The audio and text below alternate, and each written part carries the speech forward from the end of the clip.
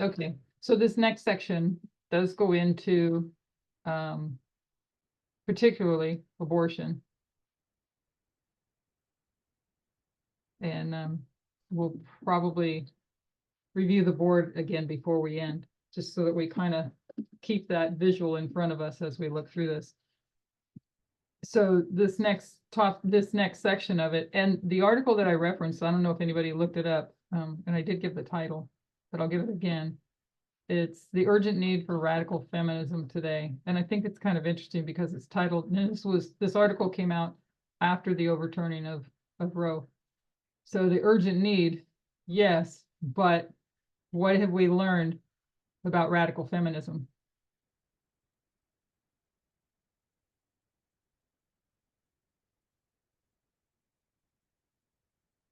If anybody knows where I'm headed with that question. That it failed. That it failed, right? So yes, there is an urgent need, but when we look at the Millerite history and take into consideration what we heard in our review last night with Elder Tess, that if the abolitionists had said that there's never been a better time in history for African American people, then there would have been a Sunday law, and then Jesus would have returned in 1863. So this is our history now, the Omega history, and we see that radical feminism has failed. And why did we see that? What are we looking at? I mean, there's a lot of reasons, but what were we looking at in particular that demonstrate that failure? We talked about it this morning, and Elder Tess brought it up last night. What demonstrates that failure? Particular article.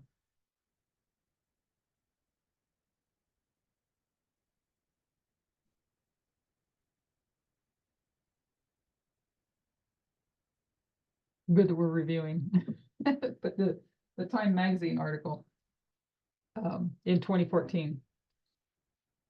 Yes, that's recent. That's more recent. But going back to 2014, which was the beginning of the time of the end, it was the time of the end reform line for the Methanims for the world.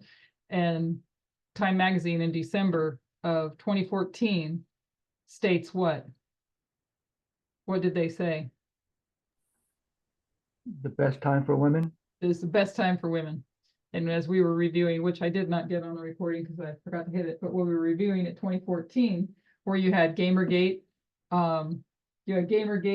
you had the Hobby Lobby case, which involved contraception, and then the judges being placed and the purging of the moderates, and all these things are going on with that are really bad for women and women's rights. And misogyny and all that. You have the incels rising up at that time. And yet Time magazine is writing an article. Time is a good source that is giving us, telling to the world that there's never been a greater time for women. And it points out specific reasons.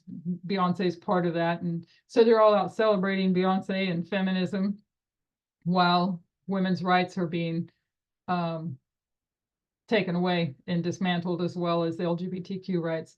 So where they should have been being told what they needed to hear, instead there's this celebration going on.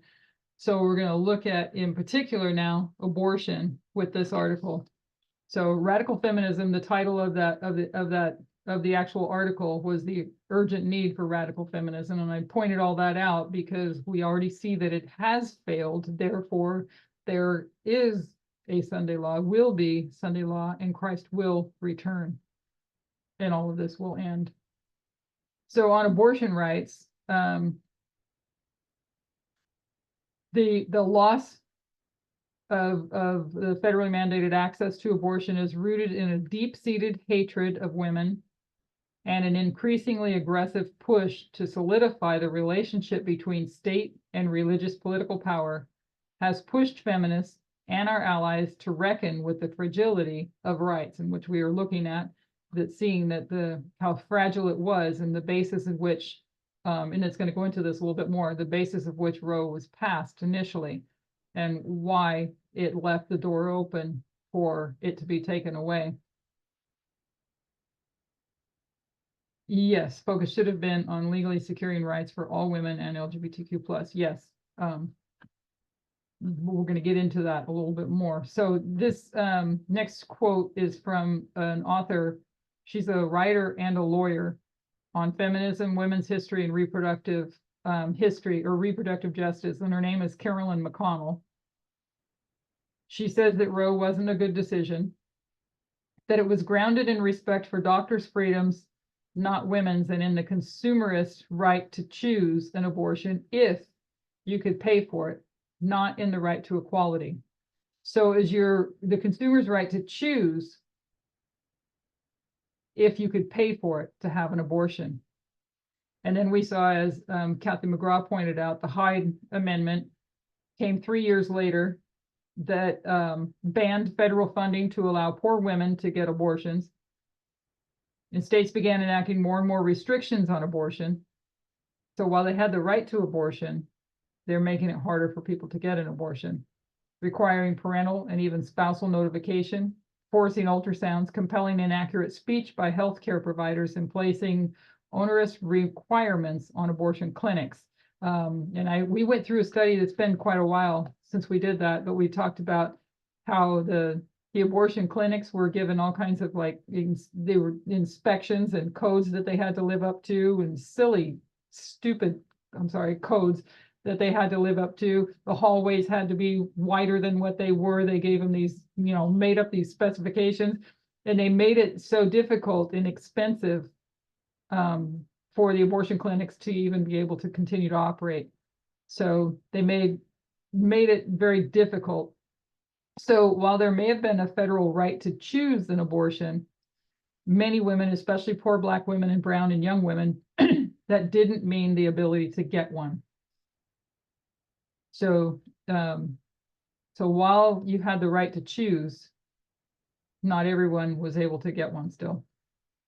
So they focused on the wrong thing. So many groups and individuals, radical feminists, critical legal theorists, women of color active in reproductive justice work, socialist feminists, and even Ruth Bader Ginsburg, all tried to warn the National Organization for Women that the right to privacy would be prone to attacks, erosion, assaults, and an outright overturning of the right to abortion one day. And that's what we've seen. And I don't know if you remember, but I think we touched on that a while back with RBG as well. We knew that she had argued back at the time. She wrote, I think Elder Tess brought it out, that she wrote, isn't there another word for, there's a dissent, and what's the other one? Isn't there another with the positive side of things? I can't remember how that's said, but I know that what she wrote about it we included with her views on it, that it was not the right way to go, and it left it prone to attacks, which we now see has happened. So we're going to look at more of the economic part of this as well.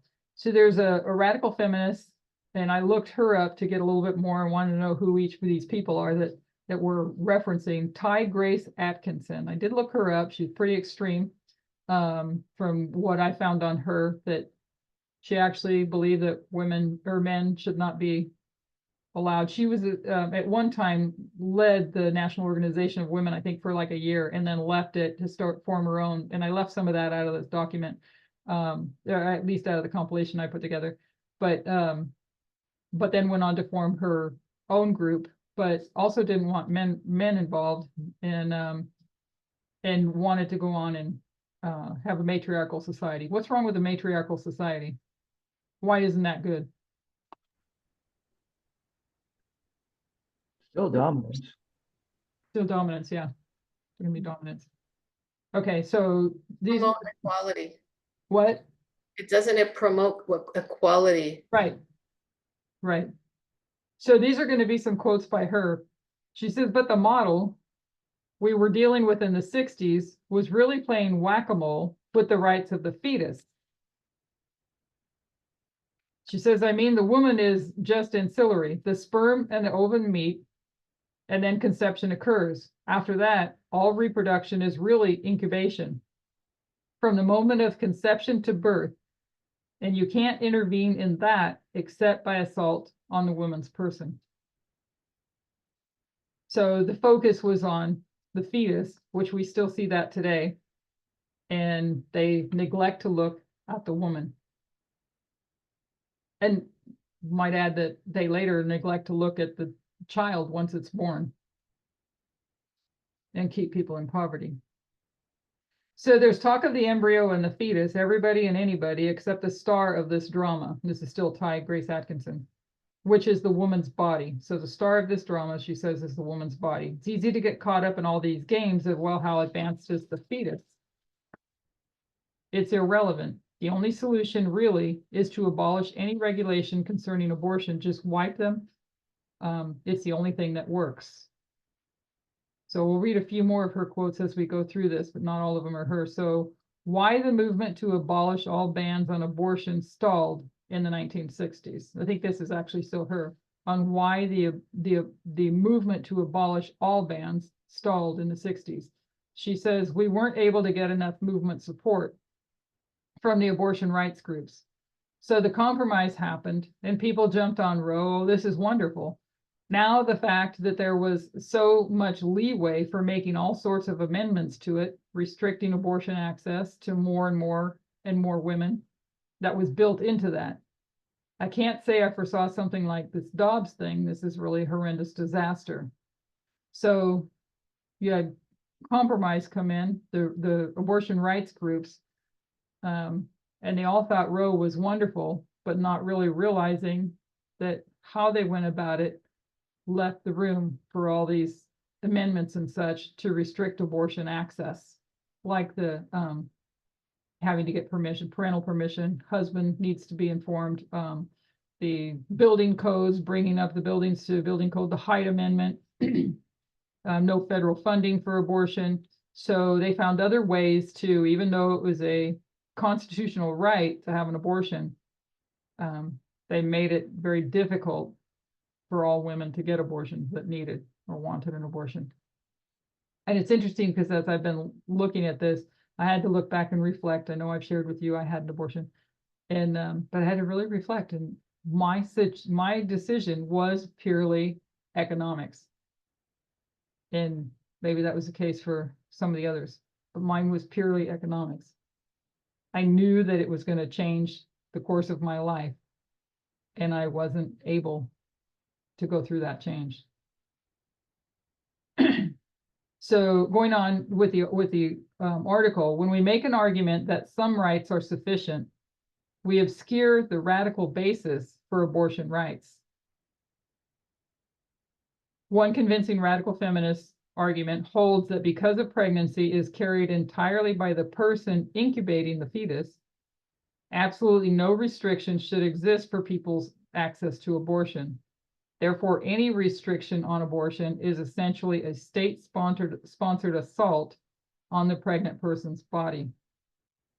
Late-term abortions, which are rare and mostly derived from medical complications, have long been a conservative political talking point. But the liberal feminists move away from the liberatory implications of abortion and birth control and towards privacy and choice, has largely driven radical arguments for abortion rights underground. And it left late-term abortions as a dangerous wedge issue. So no restrictions on abortion would also mean more access to abortion, particularly by poorer people, those who have been assaulted or raped, and those for whom pregnancy could pose undue risks. It would also make abortion a medical procedure that all governmental and private insurance companies must pay for. In essence, a radical feminist argument holds that abortion should be unrestricted, affordable, accessible, and guaranteed in the Constitution, and that medical support and care should be available for those who need or choose it.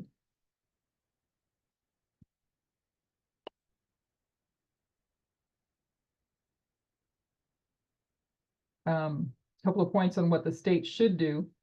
All people, this is coming from radical feminists, all people have the right to bodily autonomy, especially those who are carrying a pregnancy. The state has no claim to limit the reproductive capacities of any particular population. For example, the state may not require that people go on birth control before receiving governmental financial support or sponsor sterilization efforts. So give them stipulations that they had to have, force them. So anything short of this creates a context for state ownership and assault on the uterus.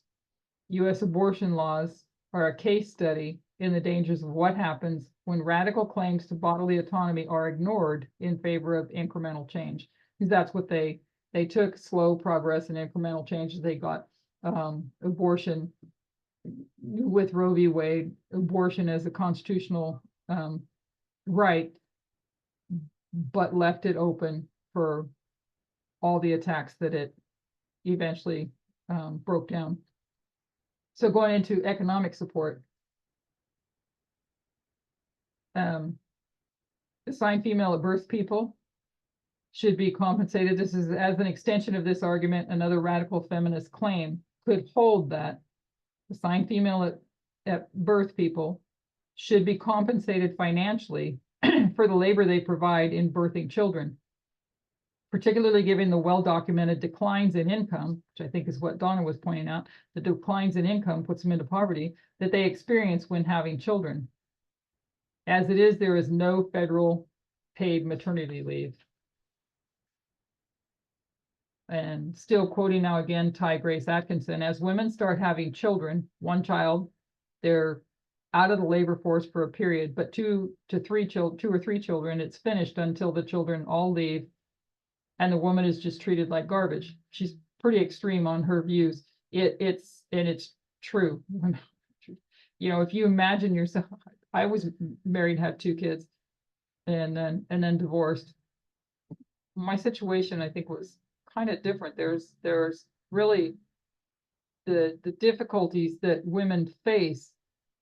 And I can look at it and say, yes, I dealt with some of it, but I'm thankful that I have what I have and came through it as I did. But there were limits on what you can do when you're raising 2 kids by yourself. You're limited to the things that you can do. You're limited to try to get an education. You're limited to try to better yourself. You're limited to try to improve your economic status. For me, it was just a fight to keep a roof over the head. And this is what this argument goes about, is the poverty that Donna brought up, the poverty that it puts women under. And now imagine, though,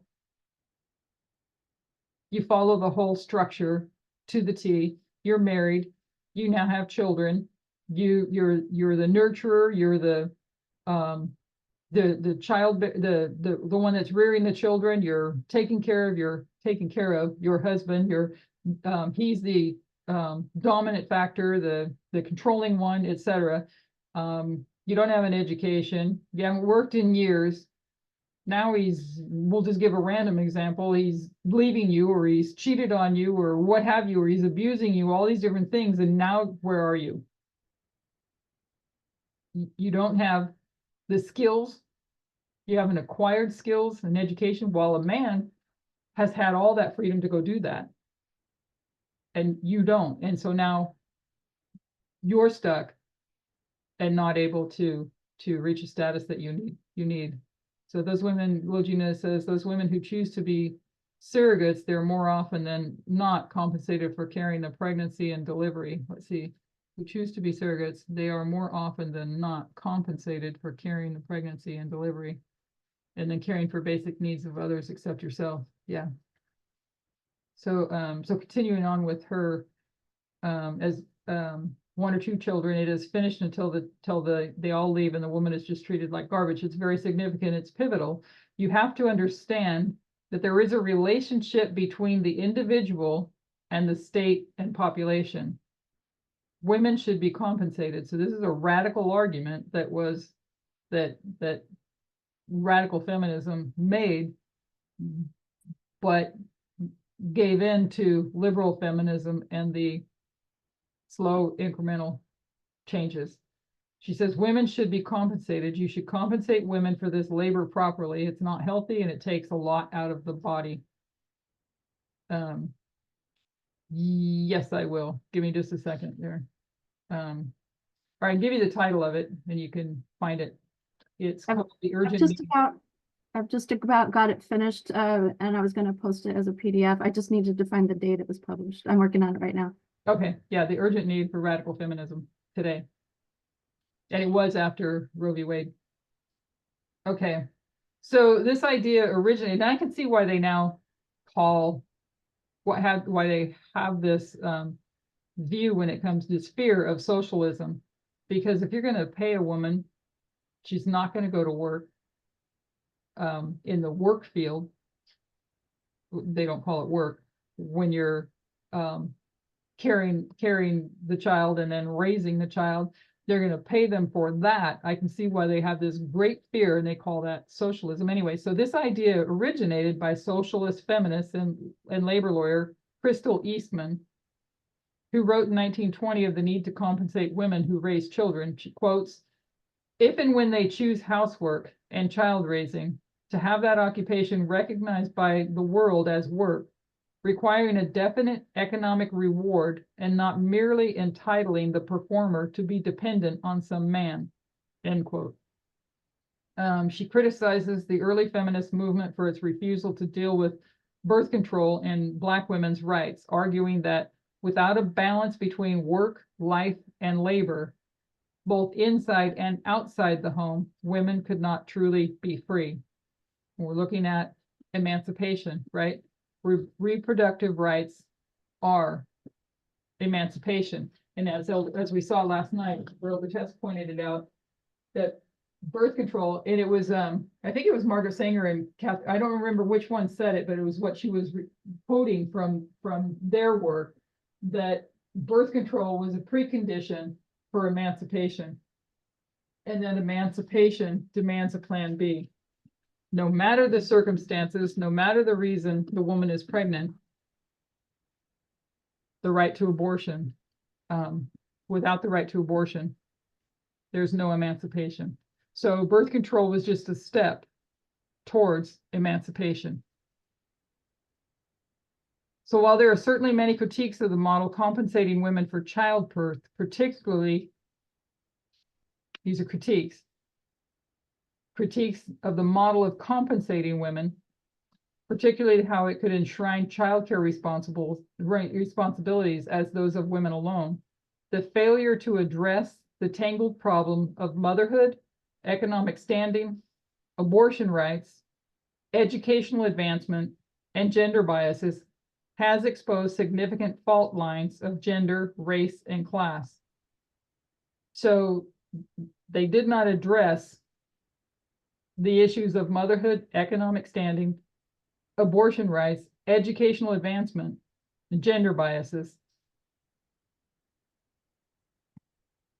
Atkinson believes that feminism's, this is Ty Grace Atkinson, believes that feminism's refusal to deal with the relationship between reproduction, motherhood, and their economic standing has led to blind spots that allowed Roe to fall. She says we need to grab hold of this reproductive aspect and this motherhood thing, because there's a link in what, without reproductive rights, and I have that down here, without the reproductive rights, it's how it's going to affect her economic standing. And how many women wind up divorced and raising kids and unable to provide food for their family. So women have to be compensated is the argument that this makes. Look at us now. This is the price if you don't. If you don't deal with it straightforwardly, this is the result, the fall of Roe. And it was almost impossible to get people to deal with it in a really diligent way. The feeling was, well, we have so many other issues. If we touch this, the third rail, this economic standing, we won't be able to make any other progress. But if you don't touch the third rail, you can't make secure progress. So they didn't secure the process. So they can't make secure the progress without touching the economic side of things. Another quote by Atkinson, I thought all along in my depressed state, well, at least there's Roe as far as accomplishment. If you study the last women's movement, I'm talking the 19th century, they were in the wilderness for 70 years and they lost. They had a promising beginning and then they kept losing ground. Any gains women have made can be taken away if you don't deal with reproductive justice and childbearing. It's fundamental. Take away all of the BS and look at it. What is the value to society and how should it be compensated? Those are questions that we asked in the beginning. What is the value to society and how can it be compensated? Sorry, I don't know if you hear that, I'm trying to turn it off.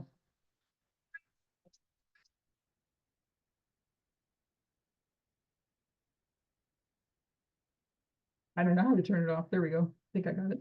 Sorry. I don't know how to operate the phone when they call through WhatsApp. Okay, so we looked at earlier working from the margins, and now we'll cover a little bit of that. Radical activism requires a deep understanding of the systems invested in maintaining the status quo. The pressures to make no change or only small incremental change is relentless. So go back and read that one again. Radical activism requires a deep understanding of the systems invested in maintaining. So what it takes, what are they doing? What are the systems that maintain the status quo? What's the status quo? That's patriarchy, right? So radical activism requires that deep understanding of patriarchy and the fight to maintain it. The pressures to make no change or small incremental change is relentless. So the pressure to try to keep no change or the pressure to keep the changes small never stops. And that's what we can see in the Republican Party with this fight. When you go back and trace the history and their hatred towards women, their hatred towards this,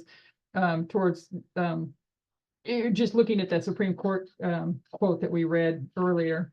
I think I can find it quickly.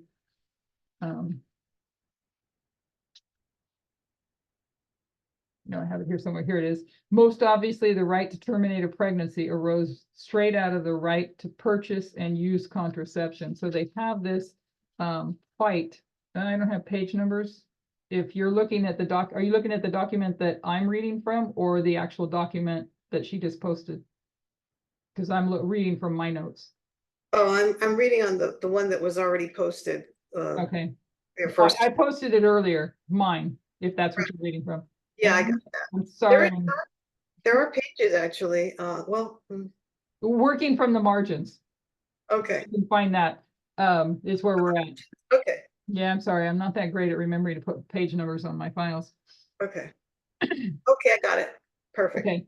So yeah, so there's always this pressure, and that's what we've seen in the Republican Party is this pressure to fight against any change or to fight to just allow little changes, and that fight is relentless. And that's what we've been seeing in what we saw. If we trace back through this history, all this fight to resist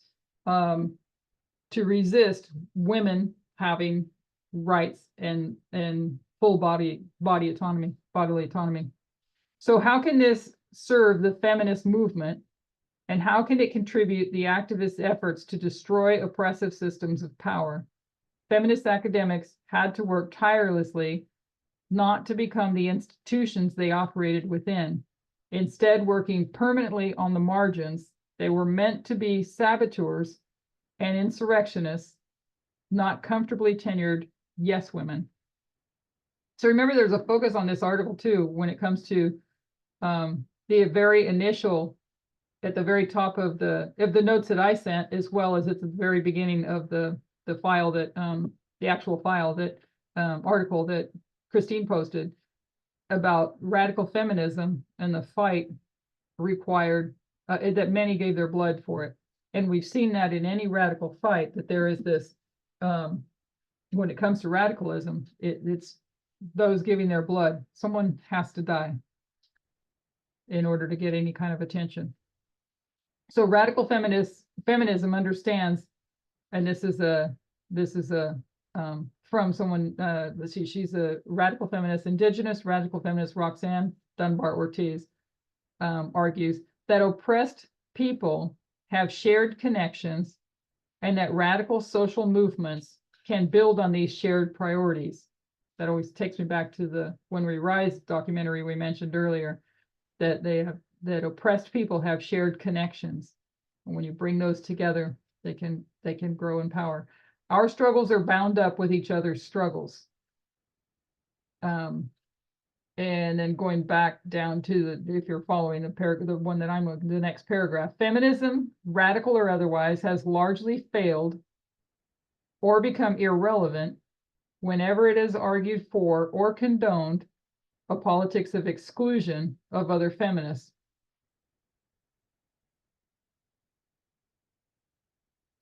Whether it's framing of trans people as invasive to women-only spaces, or in its anxieties about the optics of lesbians as the menace of the feminist struggle, known as the Lavender Menace.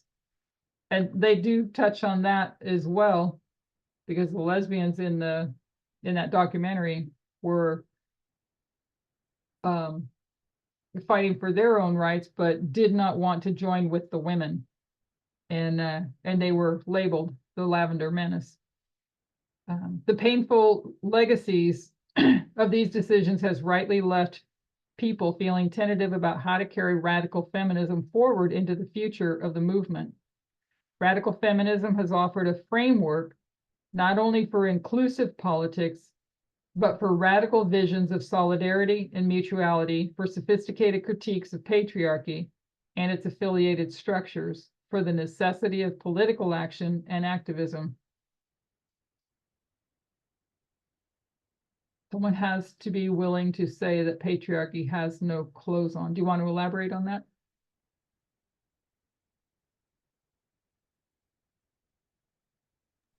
Phil, there. Yeah, so there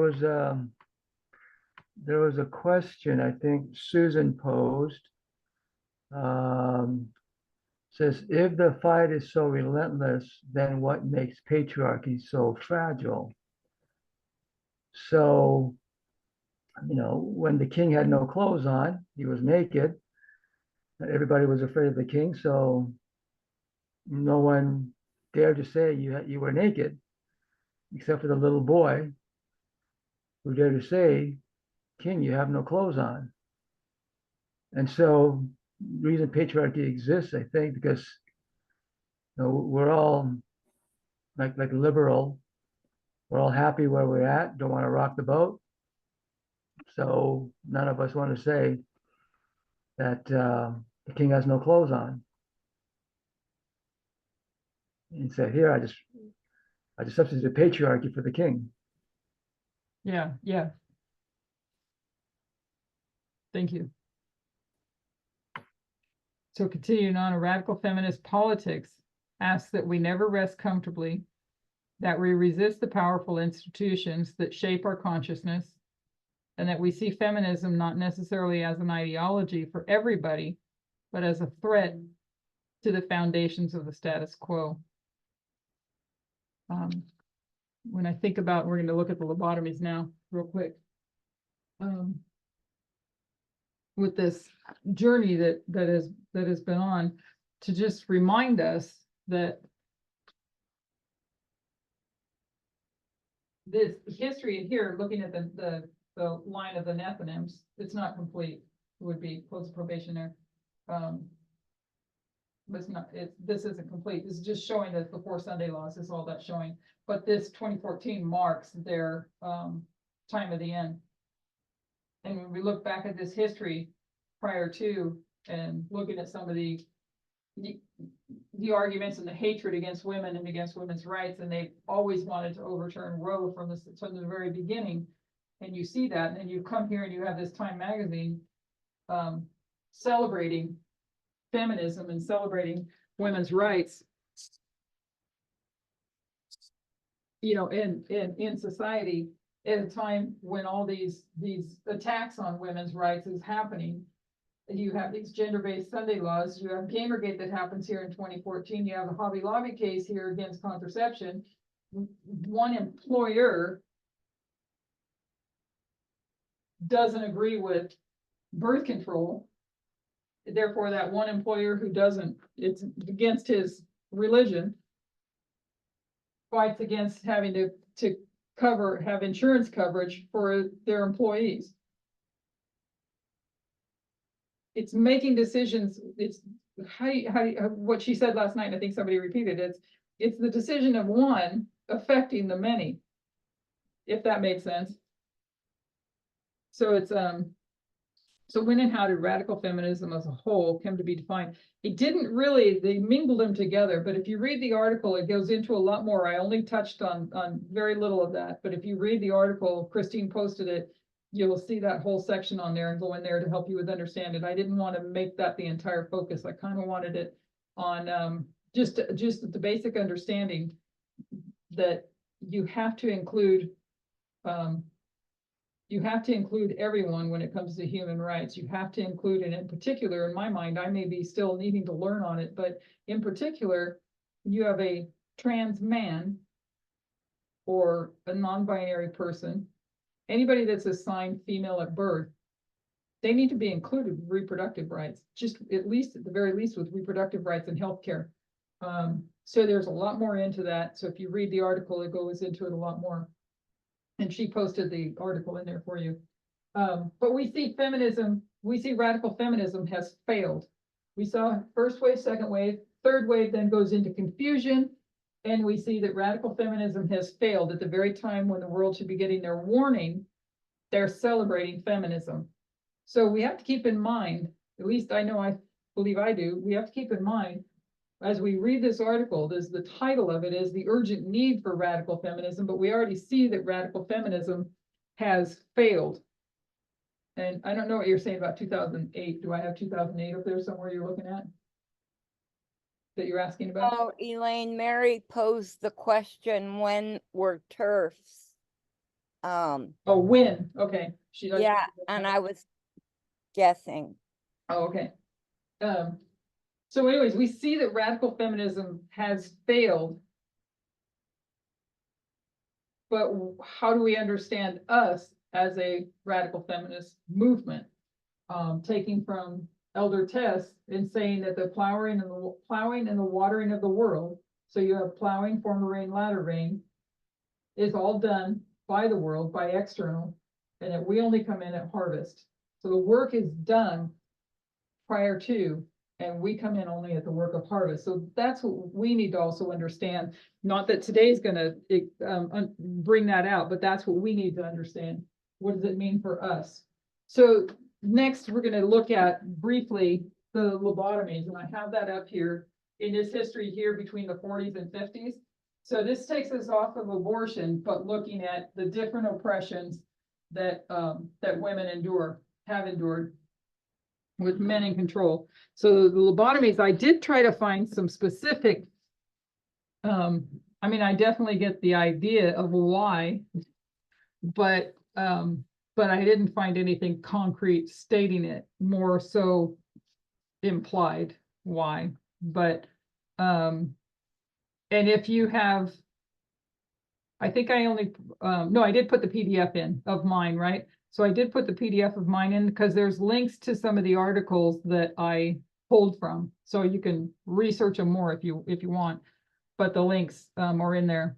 And this particular article was about failing women in psychiatry and lessons from the past. There's a PBS documentary that you can watch if you want, but it leaves out a lot. But it's on Freeman. I think his name is William Freeman. I might have the first name wrong. But it's called The Lobotomist, and it shows what he went. So just to give a horrible graphic, initially, lobotomies, I think it was in the very late 1800s. Yes, that we're going to go into that. The late 1800s, and I want to say it was in Portugal, I think. Whereas, anyways, Freeman winds up later, like in the 20s or 30s, studying and finds the studies by the guy in Portugal, and I can't remember his name. So he and his partner, and I don't have the names, but in the documentary you'll get it, Freeman and Watts, they were like partners doing this. But initially what they were doing was this surgery where it required the surgical instruments, the surgical room, all of that. And it became very expensive. But they were drilling the holes in the sides of the head to do what they were doing.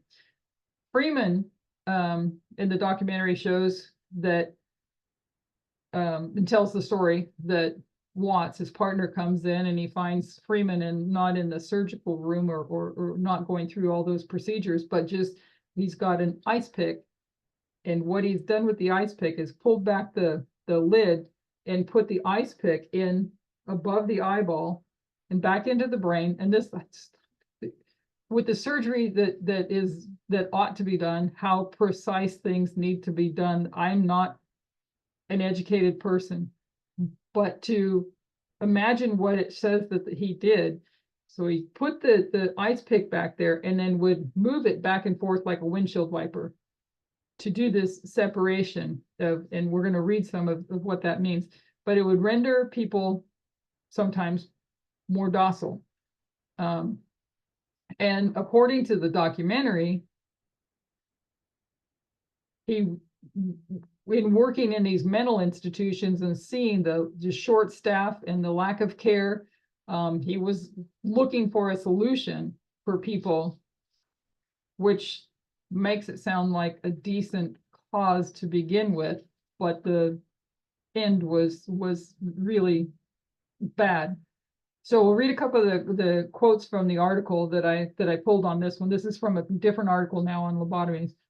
And that's the PBS. I'm just giving you a background on Freeman and what he went on to do. So what the documentary omits is the most lobotomized patients were women, although most institutionalized patients at the time were men. So why are women having more lobotomies than men when more men are actually institutionalized? This gaping disparity noted by scholars is made more troubling by the general silencing surrounding it today. Yet the disparity has been in plain view from the start. 5 or 6 patients in the case study by Freeman and Watts were women whose symptoms, apprehension and insomnia, seem incommensurate with their treatment. So apprehension and insomnia, their symptoms are incommensurate with their treatment, but whose status as women sanctioned it because they're women. A patient previously fearful of aging could now grow old gracefully and care for her home. She could do her duty.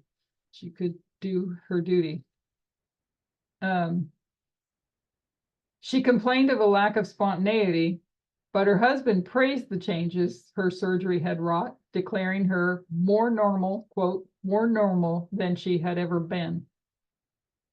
Possibly the least credible measure of therapeutic success in the annals of history.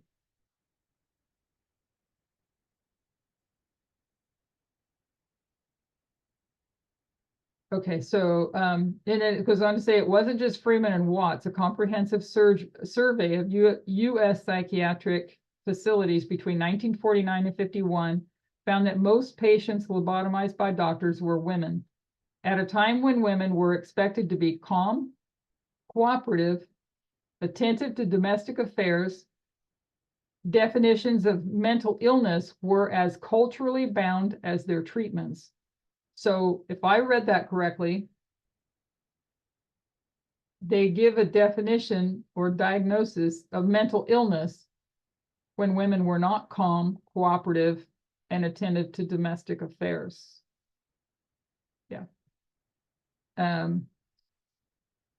So this is a way to make them calm, cooperative, and attentive to their domestic affairs. A surgery that rendered female patients docile and compliant, but well enough to return and care for their homes, had many proponents before the drug chlorpromazine, I don't know how to say that one, the first major tranquilizer, became available in 1954. So they were doing lobotomies.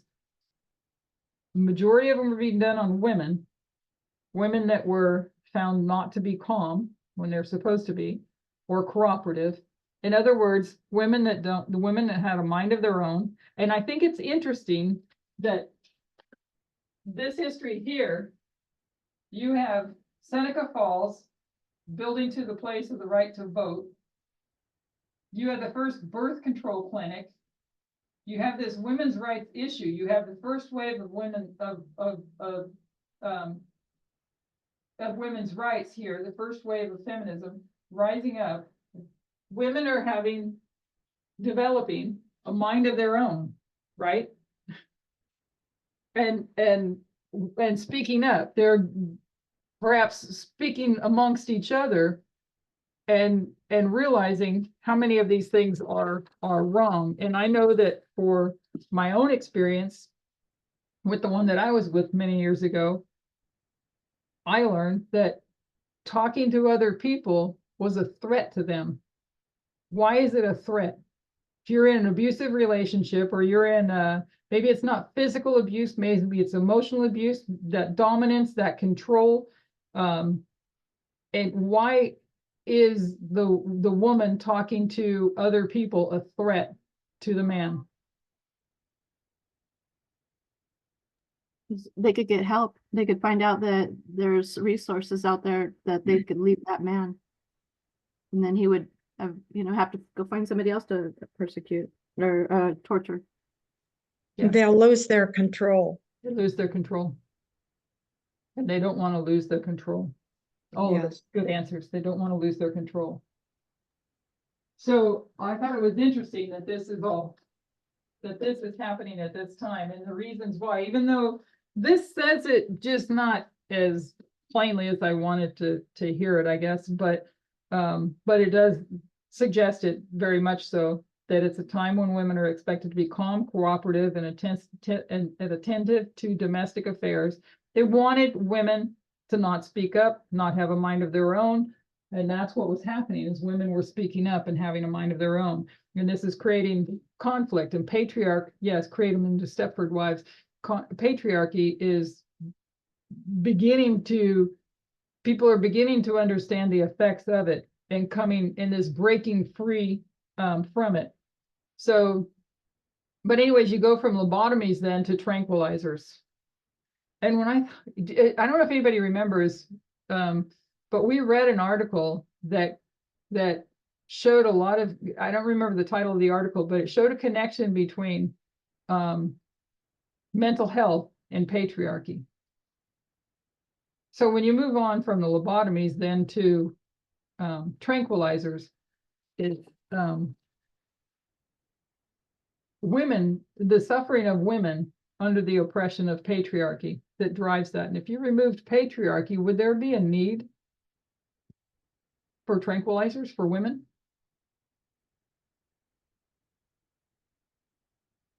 No, likely not. I mean, there may be other reasons, but I don't think so. So, Elaine, yeah, go ahead. that medicine that you said, Yeah, chlorpromazine, is that what, CHLORPROMAZINE? that's it. That's an antipsychotic, schizophrenia, bipolar. So it's as if, okay, so we're going to move on to another one. And because we have this medicine, we're going to give that to the woman to, again, calm them down, subversive. And it's crazy. It is crazy. And especially the quote in the previous paragraph that this one husband claims, quote, she's more normal than she had ever been. I don't think I'm putting myself in what this is describing. Is she more normal, or is she just what you want her to be? A Stepford wife. Is she more normal, or is she what you want her to be? So basically, if women didn't fit the mold that they were supposed to, then they were deemed mentally ill and needed a lobotomy. And so there were lobotomies were done. The ones that says I don't think I read this part, by 1942, 75% of the lobotomies that Freeman and Watts performed were on women, 75% of them. So I don't know I think we all know the story of Rose Kennedy. I did watch a documentary on that, and I don't know how factual, because I'm not that familiar with all of it. I remember reading sometime back that she was kind of at the promiscuous stage, and they didn't want the embarrassment of her maybe winding up pregnant. But she was actually mentally ill. Is that what others know about her? And would have been vulnerable too, but nonetheless, the family, had a lobotomy on her, and she was basically unfunctional for the rest of her life, seeking a treatment to ease her outbursts and fearing that Rosemary's behavior would create a bad reputation for herself and the whole family. Rosemary's father arranged a lobotomy for Rosemary when she was 23 years old. Yeah. And so not everyone lived through these experiences, and some were severely damaged for life, like as in the case of Rosemary. And some just went back to their lives and docile. And then I think when we talked about this before, we talked about Frances Farmer. Everybody remembers, some of you remember that name? Yeah, she was lobotomized. Was or wasn't, did you say? She was. Okay. Because when I was looking through all of this, I did find some things that say that whether or not she was or wasn't, I think I'm not sure anymore, but definitely her behavior suggested it. So that would be the case, but some came out and wrote against, was it her that wrote about the lobotomy? I don't remember who it was because it's been a while. This is the last couple of weeks I've been going through all this information. It's all swimming in my head. But there were suggestions that what was written in the book was not true. So I don't know, but she definitely seemed to behave from what you could read as if she had been lobotomized. And it's a sad thing, especially when you go back to that document that we read a long time ago that connected mental health issues, women's mental health issues, or I think you put men in there too, with patriarchy. So psychosurgery is cutting into the brain to form new patterns and rid a patient of delusions, obsessions, nervous tensions, and the like. And that's a quote by, I don't know if I can pronounce his name, Waldemar Kempfert, Turning the Mind Inside Out. So they didn't want women to have this independence in the mind of their own. Those are my thoughts and my words in speaking up. The surgery causes most of the connections to and from the prefrontal cortex, the anterior part of the frontal lobes of the brain, to be severed. So while they're looking to sever this, the anterior part of the frontal lobes of the brain to be severed, I just, to think about it, him just moving that ice pick, and he later had a surgical instrument that he used, but initially he did use the ice pick out of his own kitchen. But to just move it back and forth like a windshield wiper, I don't know how, you can't see in there, you have no visibility. It's a wonder there were problems when they come out of that. So they diagnosed her with a feeble mind needing invasive lobotomy procedure. Feeble mind, are you talking about Rosemary Kennedy or Frances Farmer? Probably Rosemary, I think you're talking about. So the use of the procedure increased dramatically from the early 1940s and into the 50s. By 1951, almost 20,000 lobotomies had performed in the United States, and proportionally more in the United Kingdom. A large number of patients were gay men. That also, that comes up in that When We Rise documentary.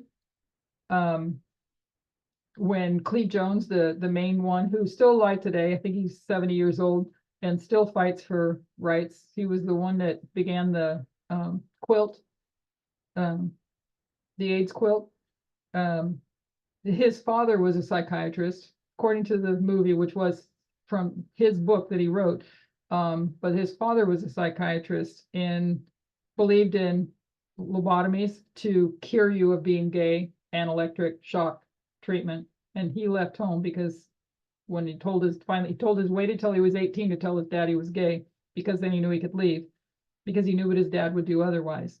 And his dad wanted to do whatever it took to make him, to cure him. So a large number of patients were gay men.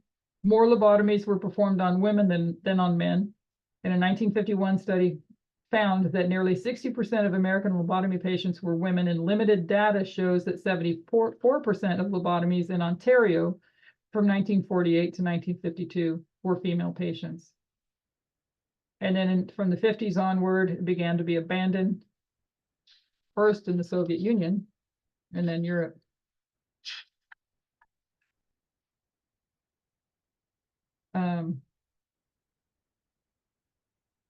So this is a clinical historian, Joel Braslow. He argues that from the malarial therapy onward to lobotomy, physical psychiatric therapies spiral closer and closer to the interior of the brain, with this organ increasingly taking center stage as a source of disease and site of cure. So seeing the brain as the source of disease and the site of cure.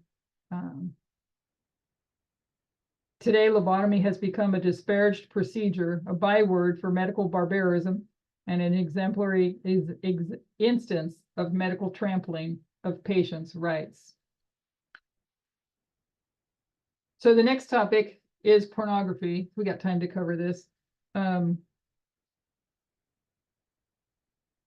Pornography was an interesting one, and I'm going to pull in some of the thoughts from a book that I'm also reading. I haven't finished yet.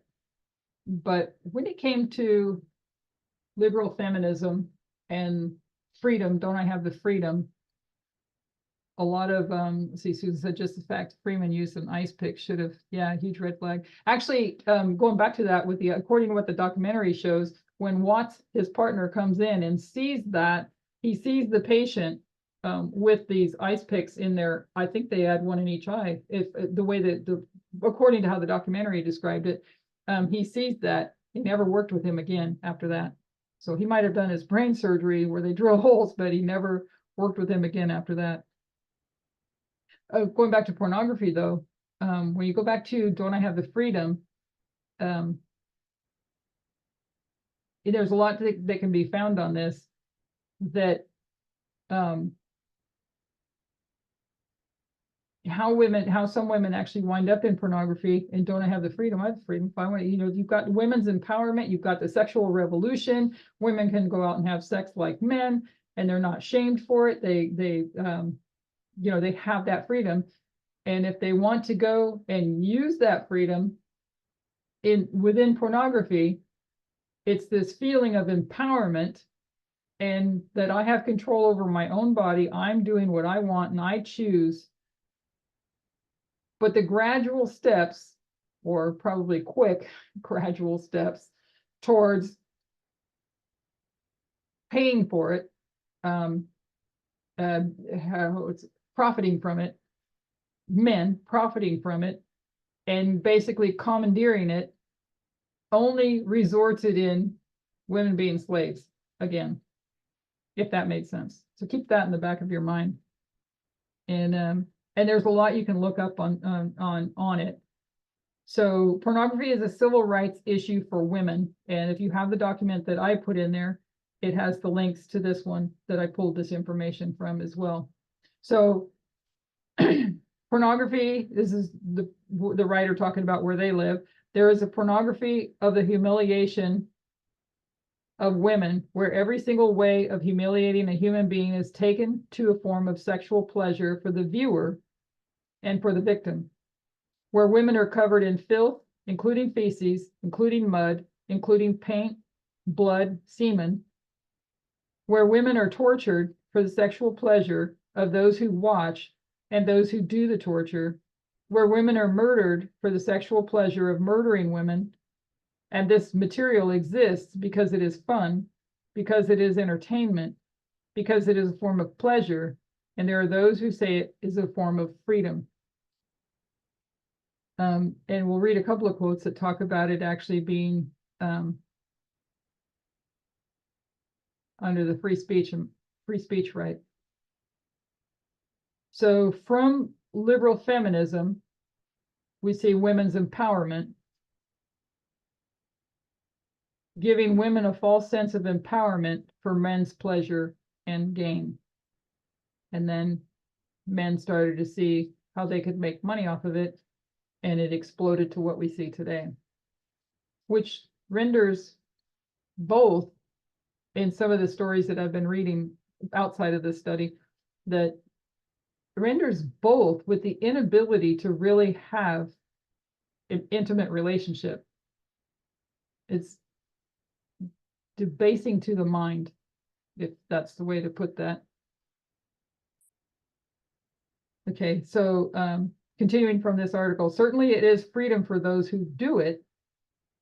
So they're saying that those going back to the previous paragraph, because it is a form of pleasure, and there are those who say it is a form of freedom. Certainly it is a freedom for those who do it.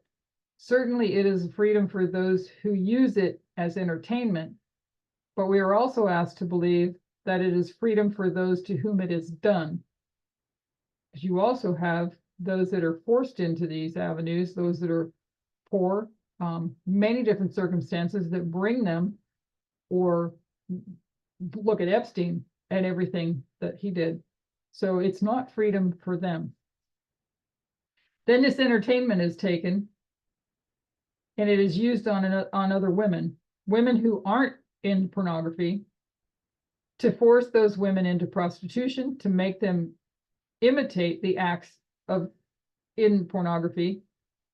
The women in the pornography, 65 to 70% of them, we believe, are victims of incest or child sexual abuse. They're poor women. They're not women who have opportunities in this society. They're frequently runaways who are picked up by pimps and exploited. They're frequently raped. Rapes are filmed. They're kept in prostitution by blackmail.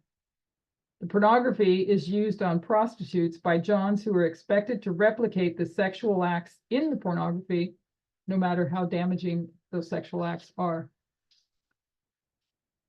Pornography is used in rape to plan it, to execute it, to choreograph it, to engender the excitement, to commit the act. So if you're a man that's actually watching this and it's entertaining you, what's your next step in your own personal sexual adventures? You also then want to go and reproduce it. Pornography is used in gang rape against women. We see an increase since the release of Deep Throat. This one's particularly hard. In throat rape, where women show up in emergency rooms because men believe they can penetrate deep thrust to the bottom of a woman's throat. We see increasing use of all elements of pornography and battery, which is the most commonly committed violent crime in this country, including the rape of women by animals, including maiming, including heavy bondage, including outright torture. So we've seen in the last 8 years an increase in the use of cameras in rapes, and those rapes are filmed, and then they're put on the marketplace, and they're protected speech. They are real rapes, protected speech. We see a use of pornography in the harassment of women on jobs, especially in non-traditional jobs, and the harassment of women in education, to create terror and compliance in the home. So they get this harassment on the job and in education to create terror and compliance in the home, which, as you know, is the most dangerous place for women in this society. I think that's a point that Elder Tess brought out as well. Trying to remember where she said that on last night in the one we were watching, but she brought that out, that there's more danger in the home than in politics. Had to do with politics. So to create terror and compliance in the home, which, as you know, is the most dangerous place for women in this society, where more violence is committed against women than anywhere else. We see pornography used to create harassment of women and children in neighborhoods that are saturated with pornography, where people come from other parts of the city and they prey on populations of people who live in those neighborhoods, and that increases physical attack and verbal assault. We see pornography having introduced a profit motive into rape. We see that filmed rapes are protected speech. We see that centrality of pornography in serial murders. There are snuff films, Susan has pointed out. We see boys imitating pornography. We see the average age of rapists going down. We're beginning to see gang rapes in elementary schools committed by elementary school age boys imitating pornography.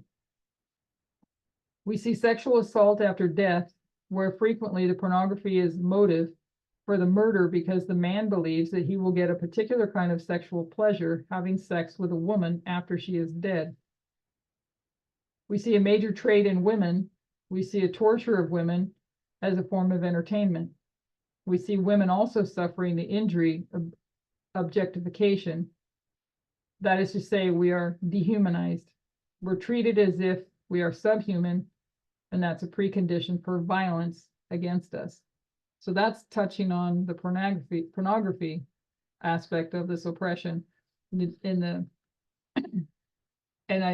the thing that I found interesting in one of the books that I'm reading is that connection of where Elder Tess put out, the lipstick feminism, the freedom. I have the freedom to do this, and I have the freedom to participate in pornography. I have the freedom or the right to go be in this movie. That's my way of life. I want to earn an income. And yet how that was then, the only way that I can think of it, the only word I can think of is commandeered by, this is women exercising their right to choose and their sense of empowerment, and now being manipulated and have it turned into something very ugly.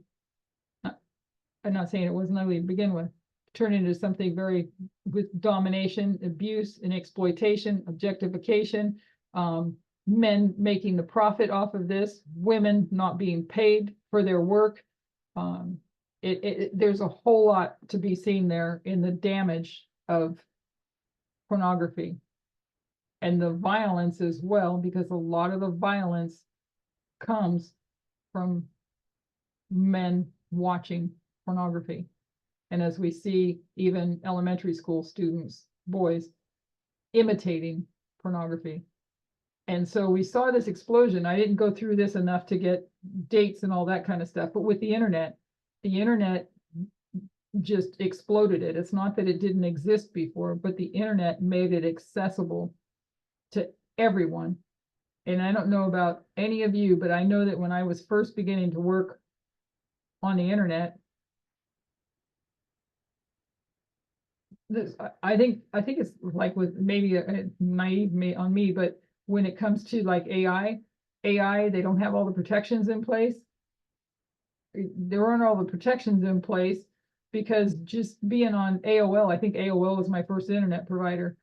You're loaded with all these things being thrown at you, and you don't even know if you've done anything to bring it, but you get all these different pop-ups that are coming up. So things have advanced where protections are on your computers now, but I don't believe it was that way in the beginning because I wasn't searching and I was getting things thrown before me. So if I'm getting things thrown before me, what are my children having thrown before them?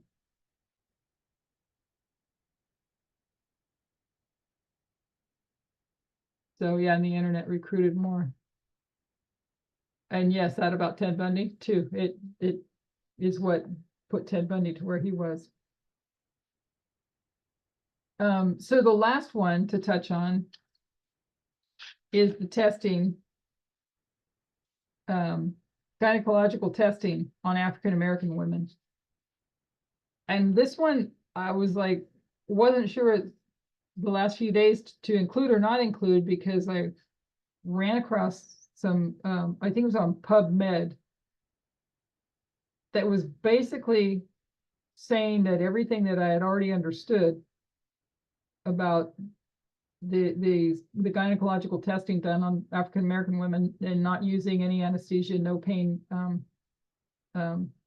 nothing to lessen the pain of women, and that they experience these surgeries without anything, that this PubMed article, more recent, was suggesting that was debunking all that. So I was kind of questionable. So I'm going to go through this, and if anybody has any thoughts on it, because it doesn't surprise me one bit that it would have happened.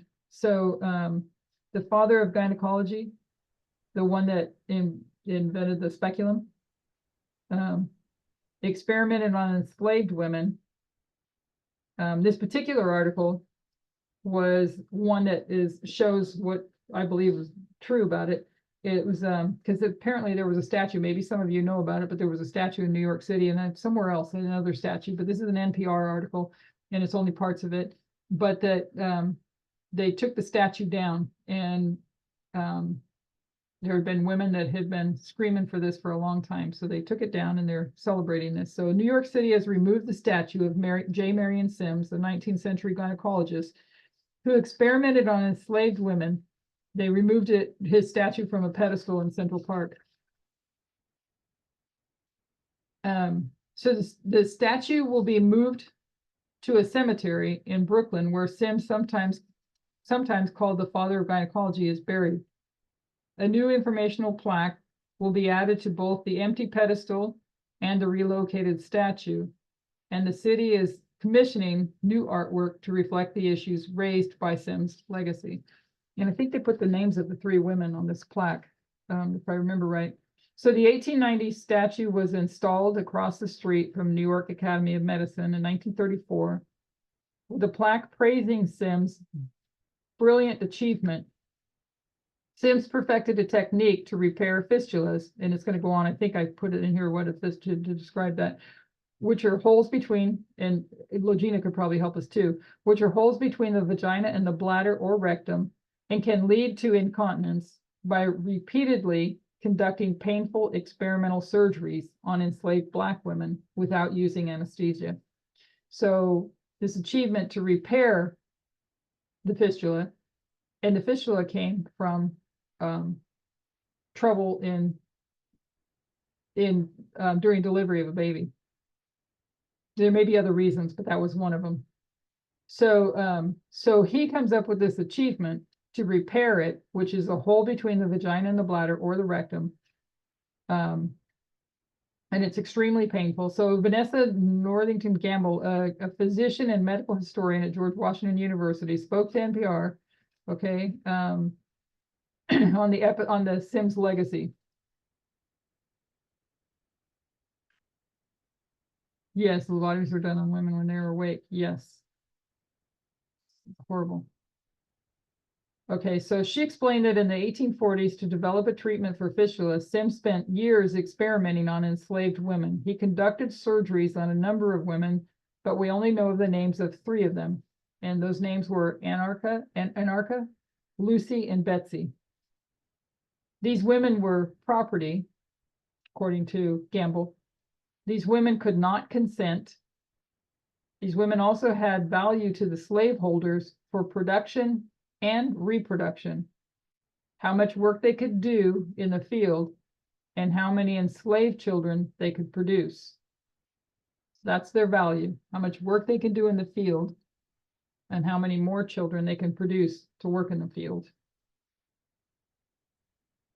And by having these fistulas, they could not continue with childbirth and also having difficulty working. So the fistulas rendered them unable to work and unable to continue bearing children. So thus, we're going to use them to practice on.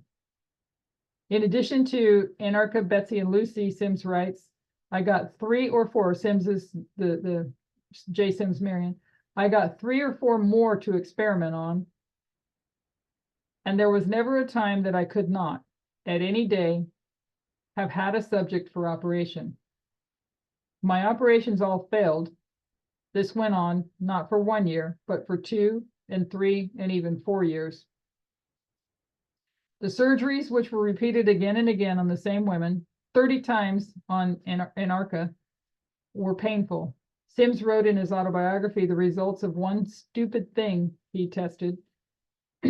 Lucy's agony was extreme. This is him saying in his autobiography, Lucy's agony was extreme. She was much prostrated, and I thought she was going to die. After she had recovered entirely from the effects of this unfortunate experiment, I put her on a table to examine. Sims also says the women wanted the surgeries because they wanted to be cured.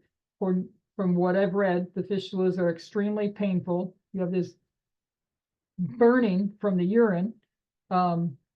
and whatever else the causes of the pain, but extremely painful and constant. And so the one article that I was reading in PubMed was defending that, saying that the women wanted what he did. But what he did, according to many sites, without any anesthetic. So Sims also says that the women wanted the surgeries because they wanted to be cured. And Gamble knows we only have his word for that.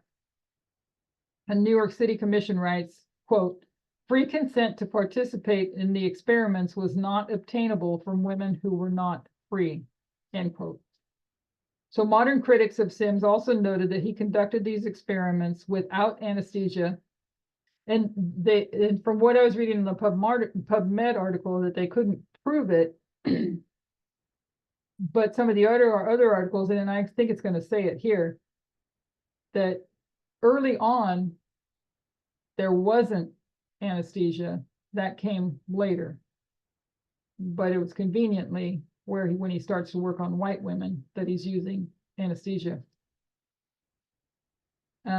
So he conducted the experiments without anesthesia, although the commission does not focus on this element of his research.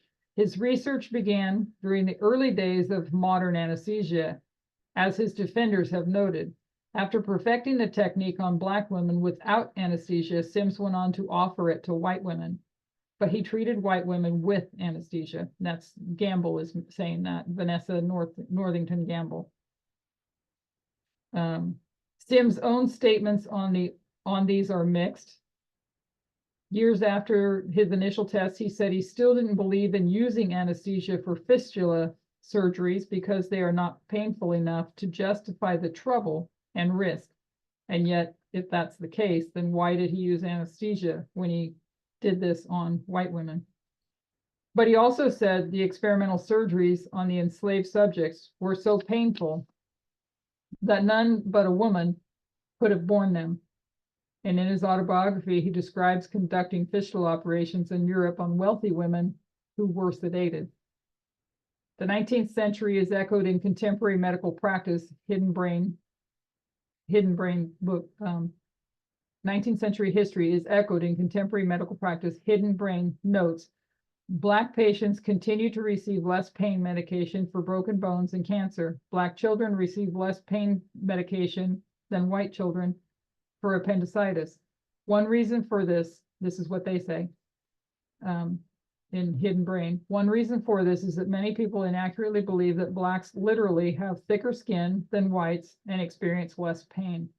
And in America today, Black women are far more likely to die during pregnancy or childbirth than white women. So we can see the oppression, and we can see when we look at totally inhumane. When we look at liberal feminism, what I found in a lot of my reading was mainly white women. And I think I've seen along the way there may have been African American women, but it was predominantly white women. And you come into this history, so you have this history of first wave feminism. They're fighting for rights. Mainly, they get to 1920, the right to vote. We see Margaret Sanger's work on birth control. She's opposed to abortion. So her opposition to abortion is, let's find a way to prevent women from getting pregnant in the first place. So that's her work, to prevent women from getting pregnant in the first place. But what you see at Seneca Falls, if you go back and read some articles on that, is women coming together. And we saw this as well on the Wikipedia page with under the title of Radical Feminism, women coming together. There's a word for it. Maybe somebody can shout it out if they remember it, but coming together and talking and finding that they have these shared issues, and they bring that together. There's a word for it. It starts with a C, but I can't remember the name. But you have women rising up and standing up and wanting their independence and wanting to not be a piece of property. You come into the 40s and 50s and you see, these are my words, but it seems awful convenient. You know, the purpose of lobotomies, according to the documentary, The Lobotomist, the purpose was to help those that are institutionalized. The word, Gina used it, schizophrenic. I think you used schizophrenic. The various different mental illnesses, schizophrenia and things and such. And there was understaffed, people not being cared for. They're in there for a life and trying to find a cure or something to help. But how convenient it seems to be that while the majority of those institutionalized were male, but the majority of the lobotomies were then done on females. Question would be why? Because they're, according to that article, they're not acting the way that they ought to. Calm, compliant, obedient. So you have lobotomies, and what does that do? It's going to stop the women from standing up and speaking for themselves, which maybe somebody remembers. What is it? Try to think of how to ask the question. How is it viewed when women stood up for themselves? Maybe somebody knows the word I'm looking for. One thought came to mind, a threat. A threat, yeah. It doesn't the word hysterectomy, hysteria comes from hysterectomy, is that right? Do I have that right? Insubordinate? The I think hysteria. so, yes. The hysteria, right? So from a man's point of view, to have this woman want to stand up and speak her own mind, well, that's just not what women are supposed to do. And it would be deemed hysterical, or according to the article, mental illness. And you got to do something about mental illness. And here's this convenient lobotomy studies that are helping the mentally ill. Well, the women are mentally ill too. They're also dealing with depression, which we can trace back as well, likely all of it, but to patriarchy. So lobotomies end, and then in comes tranquilizers. So then you go into second wave feminism. Now you're looking at the second wave feminism. You're looking at the Feminine Mystique by Betty Friedan, and the beauty pageants, the protesting at the beauty pageants, right? You get to 1965, all the way back here, you had the Comstock laws in the late 1800s, right? Late 1800s, I think, Anthony Comstock. So you have the last of this Comstock law in Connecticut about contraception between a married couple that allowed a married couple. I can't even imagine that world. We did not live in that history, but I can't even imagine the woman not having the right to birth control, let alone when it didn't even exist.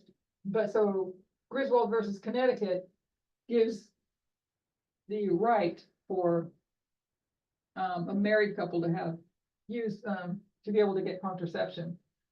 But when we come into our history here, and you see the overturning of Roe, and you have Clarence Thomas citing other 14th Amendment cases, we can see where he's headed. So this attack or this assault on gender rights,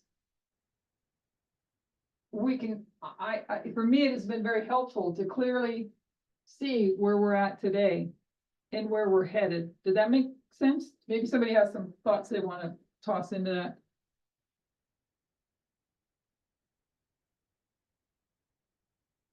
Yes, on the women's reproductive organs, yes.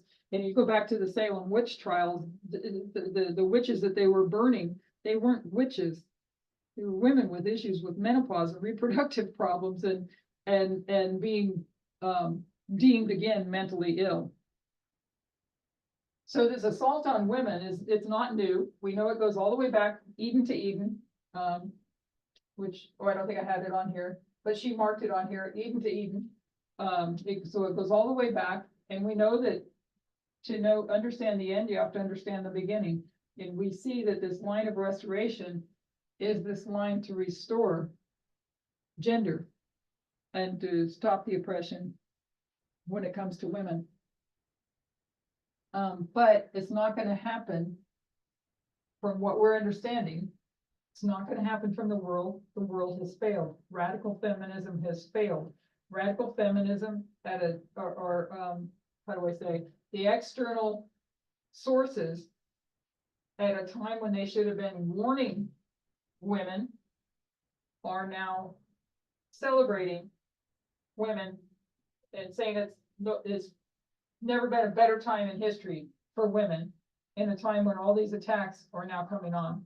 So you see an increase in these Sunday laws. Each one of these was a Sunday law in their respective fractal.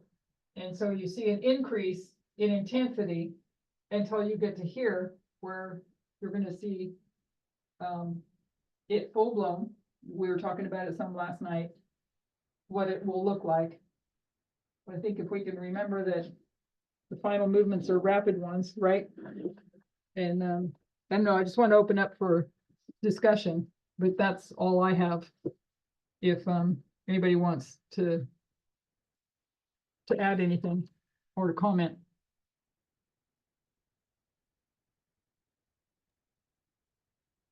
Yeah, like Donna says, that's a lot. It was really a good, fills in some blanks, and it was a lot of information. Thank you. Yeah, I think the economic part was really, really helpful to me.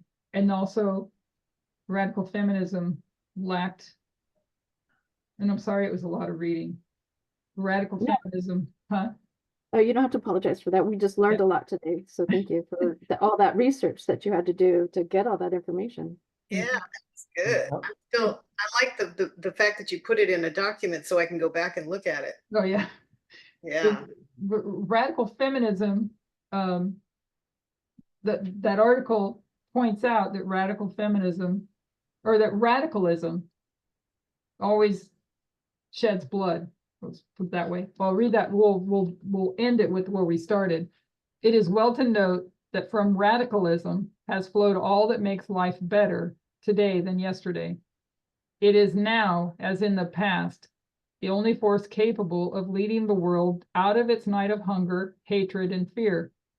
Humanity advances over a path blazed by radicals and stained with their blood. So long as there is injustice, there will be radicals. The name itself is the proudest title of free men and women. And that was the industrial workers of the world. So stained with their blood to get things done. But when you see here, what Elder Tess had pointed out, I don't remember which presentation this was, but probably October 2021. That's probably where I was reviewing when I grabbed that, because she had that on the board. So you have first and second wave. We have from Elder Parminder pointing out, showing us that it's liberal feminism that got us to the right to vote. And that we see the work of Margaret Sanger in this history as well, understanding that birth control is a precondition for emancipation, freedom. And that there had to be a plan B if birth control doesn't work, or whatever the reason the woman is pregnant, there has to be a plan B. So you come from there and you go into second wave feminism. And then in this history, you also have civil rights and Stonewall happening. But when it came to radical feminism, where were they? And with the article that we're just went through, we didn't go through all of it, but where were they? They were understanding the economic side of it. They were understanding and recognizing that the way that they got Roe passed and making it a constitutional right for a woman to have an abortion had flaws in it, that they didn't address the reproduction, motherhood, and economic status, what it means for a woman to go through. So you have male, female. The male doesn't have the I'm going to say burden to carry the child, incubate, as Ty Grace Atkinson says, incubate the child, and with the emphasis on the fetus, rather than on the woman, the star of the show, that they saw it as an assault on women, an assault on the woman's uterus. And how, as Donna pointed out from what was the name of I know the study you were talking about, turning something, I can't remember the name. Turn-away study. Yeah, thank you, turn away, thank you.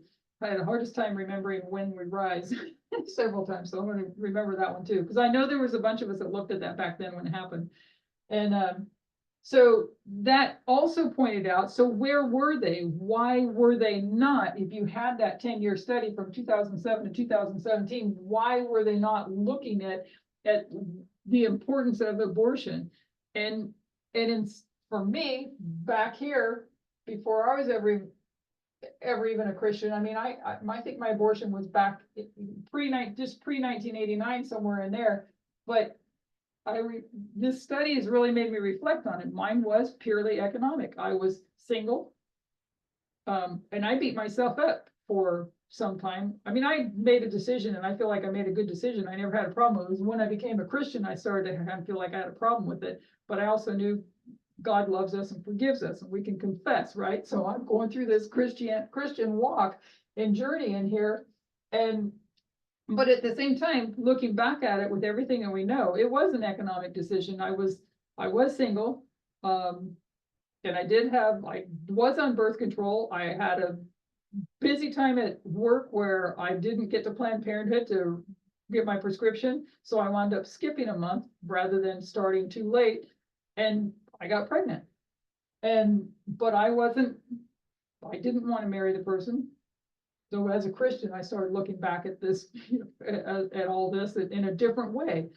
But now I can look at it freely as I still had the right to choose what was going to change my life economically. Could I have done my job and continued on in my job, and career, trying to raise a child by myself?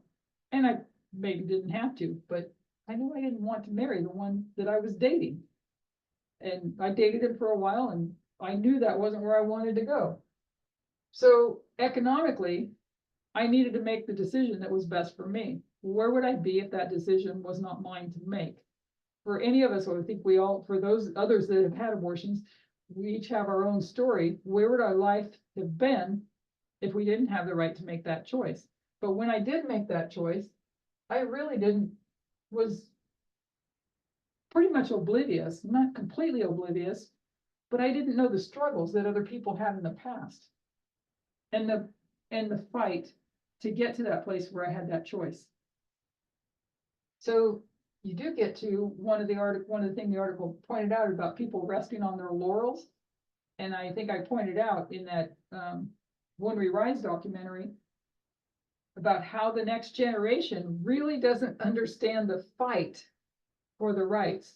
And when you don't understand and maintain, and you start, next generation is, without their knowledge, I don't know, resting on their laurels, what does the right then, the political right, do? They're going to come in and attack, right? So when you take it for granted, you're left vulnerable for them to come in and take it away.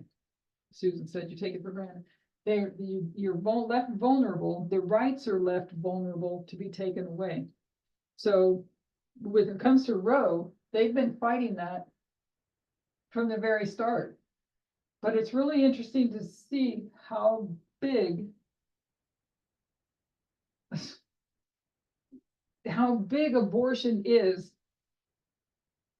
in the emancipation of women.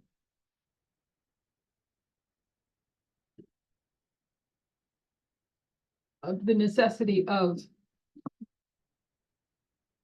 the availability and the affordability of these rights. Because men don't have this issue. We didn't even touch on the fact that, and I think it's an article that I have opened on my phone, but I haven't read all the way through, how they used the would they call it safe haven? Is it safe haven laws? Is that what it was called? I know I just had it during the break. I was looking at it. and maybe if somebody wants to read that, I can figure out how to send it. But they use the safe haven laws. Let's see. When Amy Coney Barrett mentioned safe haven laws in the Supreme Court oral argument, she outed one element in the Christian rights long game. Safe haven laws are key to the rights push to end women's right to abortion, and more broadly, its efforts to control women and their reproductive capacities. So that's something, another thing for others to look into if anybody wants to, but it goes on to talk about the shame, how the women bears the trying to think how to say it, shame, whereas in my mind, the men, what do? It's a notch on their belt. And the women are shamed for what happens. And the men are not. So, but when you take the economic part of it though, why this imbalance in inequality in this power, so much of it also sits on that economic difference, that economic standing, that the woman is going to be 9 months carrying a child and then whatever years raising and nurturing, while the husband, suppose in the traditional view, goes off to work.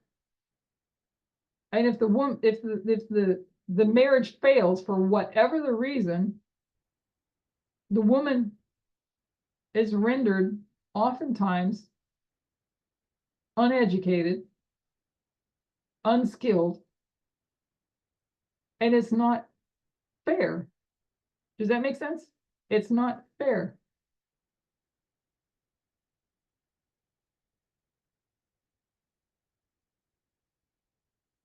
Does anybody, if you want to comment on what because I'm watching part of your discussion, but I'm not sure what the difference with radical.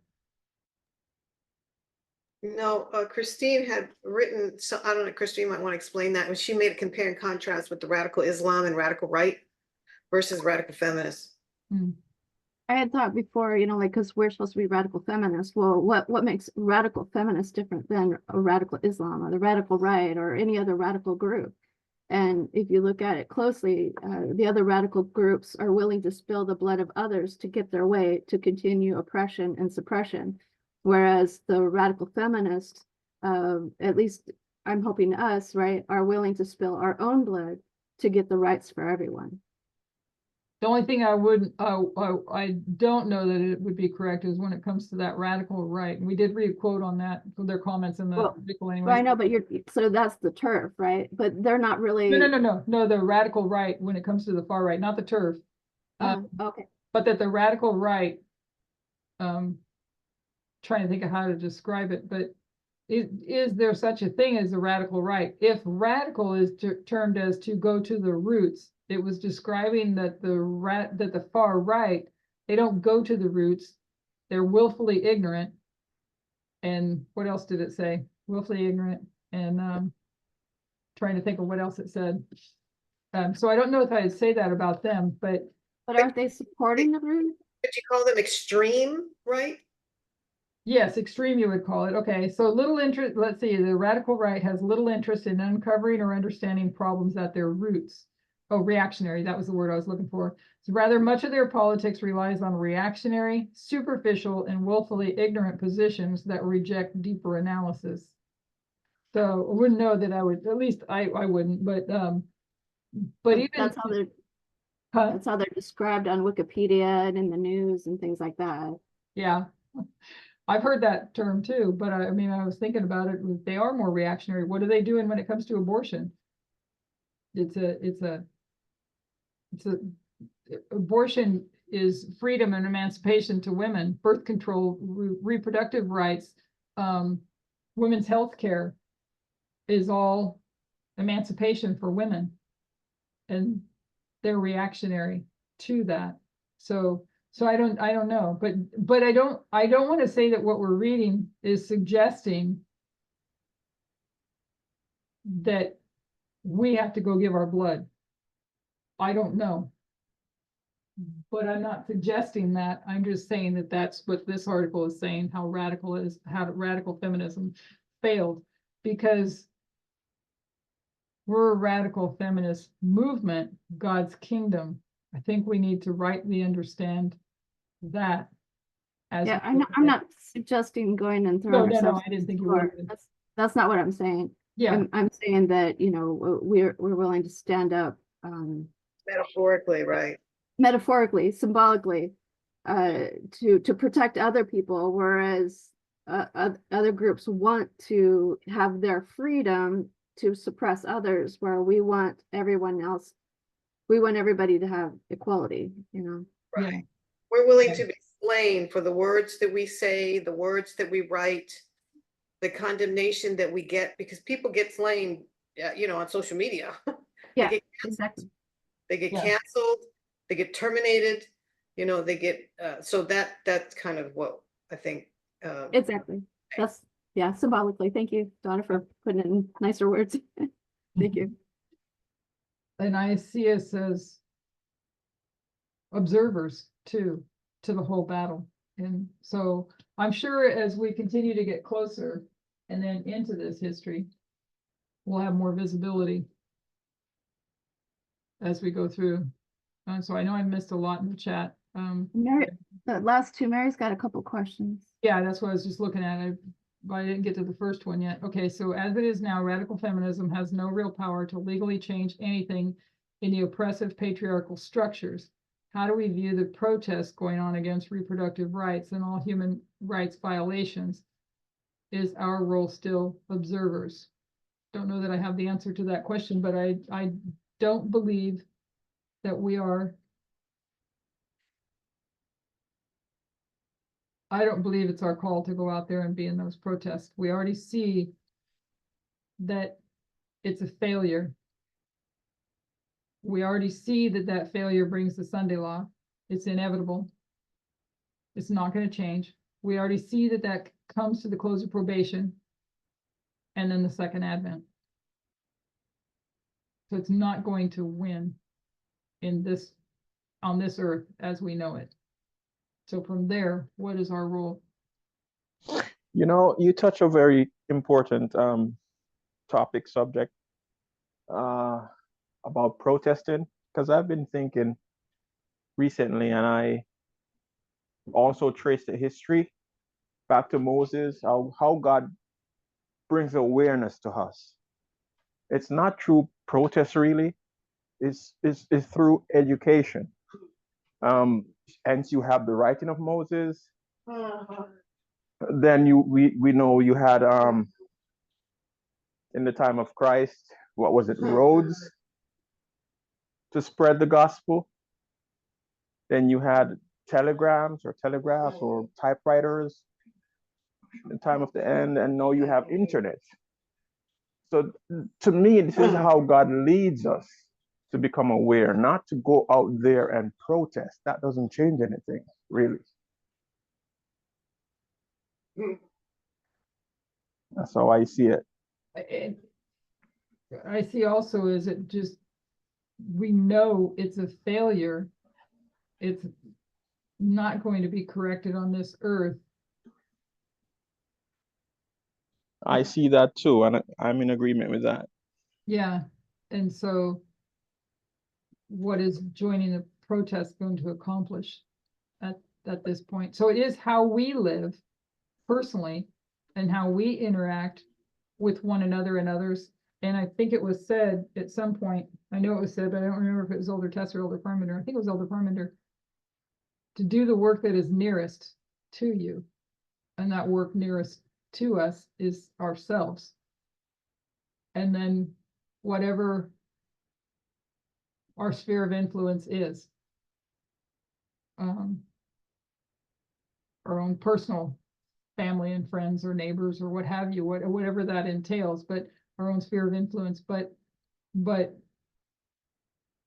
when I go back to something Elder Tess said at the first or second Vespers, where she started to touch on the many that'll be overthrown. And then she backed off of that. And then what has been said since in more recent times, that I can see the need for the work to be done within us. Has this message changed us?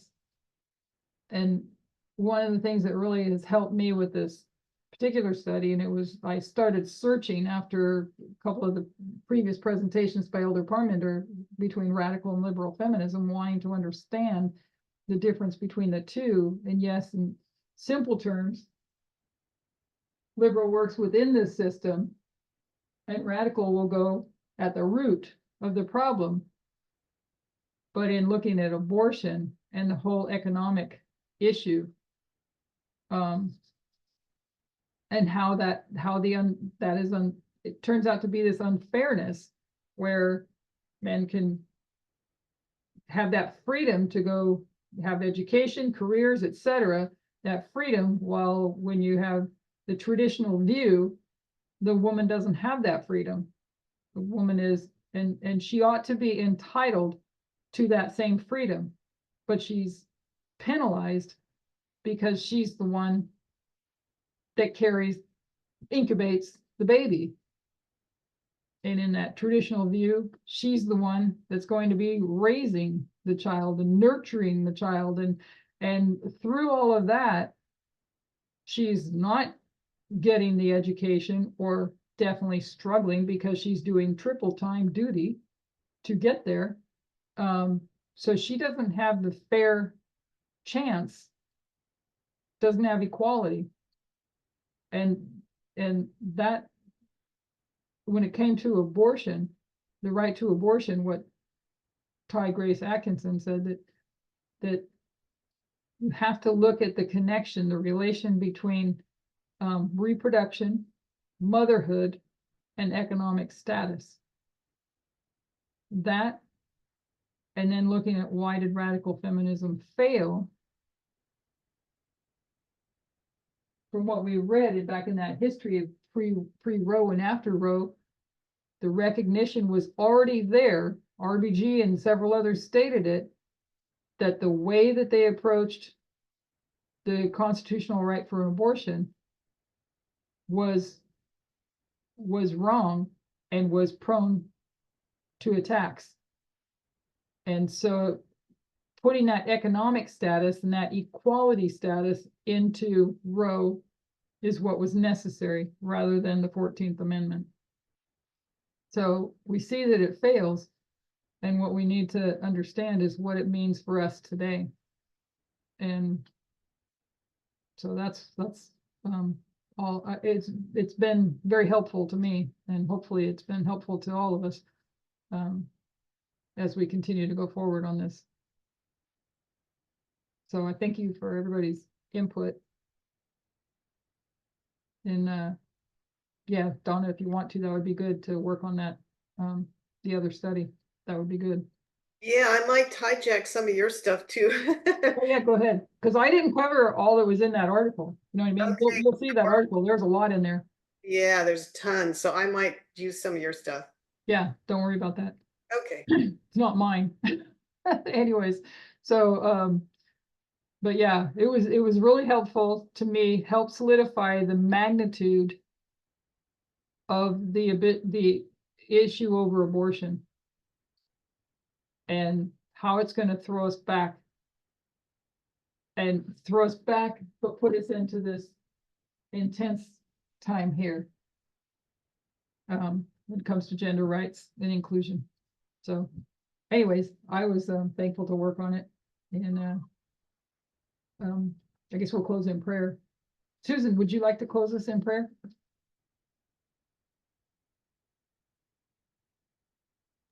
Okay, I can do that. If we're ready, we'll bow our heads. Dear Lord God of heaven, thank you so much for this blessing you've brought before us, Lord, for the review, for the research that Elaine did to carefully tie the details together, which make it so clear, Lord. the backlash that always follows the threat and the progress that's made, Lord. And also to the premature celebration for progress that's been made, but still needs more progress. And the premature celebration has people just sit back on their laurels and take all this hard effort for granted. So Lord, thank you for helping us see all this so much more clearer. And please continue to work in us, as Mary stated, because we can't be teachers, Lord. Education is how you reached us, how you reach everyone, so that we come and reason with you, Lord. But if we still have patriarchy within us, then we can't be good teachers that represent you. So please continue to work in us, to reveal to us where we still might be conforming in ways in our thoughts or behavior to patriarchal ideals. Thank you, Lord, for the fellowship, for the happiness and joy that the truth brings to us, Lord. And thank you for blessing us with rain. I'm getting rain today. Now it might be the last rain before the heat spell, so thank you for the rain. And bless everyone, Lord, as we continue on in our Sabbath day. Just thank you for being our God, our great and amazing God, who's had so much grace and patience with all of us, Lord. Help us to be like that with one another. Help us to be willing to work with one another, and through any sort of difficulty, don't let us lose our fellowship over misunderstandings. Help us to work with one another so we're all on equal footing. We want to be that government here of equality. And we pray all that in Jesus' name. Thank you. Amen. Amen. Amen. Amen. Thank you. Well, Thank you, everybody.